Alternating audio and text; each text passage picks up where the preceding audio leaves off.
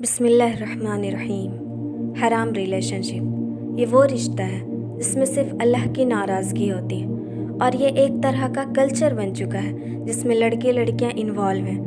بہت افسوس کی بات ہے کہ ہم سنت اور فرض کو چھوڑ کر شیطان کی پیروی کر رہے ہیں۔ جس طرح حوا علیہ السلام اور آدم علیہ السلام کے کپڑے اتروا کر ان کی شرمگاہیں ایک دوسرے کو دکھائیں، اسی طرح شیطان انسانوں پر اتنا حاوی ہو چکا ہے کہ آج زنا فیشن کے طور پر کیا جا رہا ہے، بے حیائی عام ہو گئی ہے۔ اللہ فرماتا ہے، اے اولاد آدم، شیطان تمہیں کسی خرابی میں نہ ڈال دے جیسا کہ اس نے تمہارے ماں باپ کو جنت سے باہر کر دیا، ایسی حالت میں ان کے لباس بھی اتروا دیے۔ تو مائی بردرس اینڈ سسٹرز، شیطان ہمیں مس گائیڈ کرتا ہے کہ تم ابھی جوان ہو، مزے کرو، توبہ بعد میں کر لینا۔ یہ سوچ کر ہم گناہ کی طرف بڑھتے ہیں اور شیطان کی پیروی کرتے ہیں۔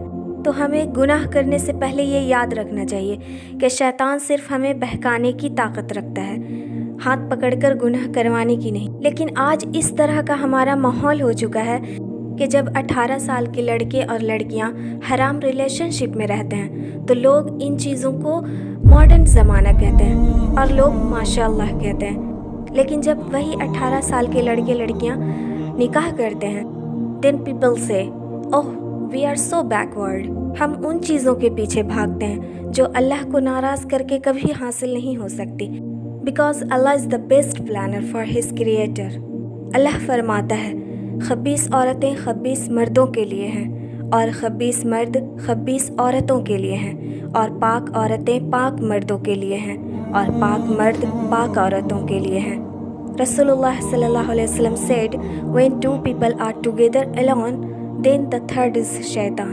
So my brothers and sisters, choose a halal way and leave the haram way behind۔ When you choose the halal way, Allah will make a way for it to reach you۔ جزاک اللہ خیر۔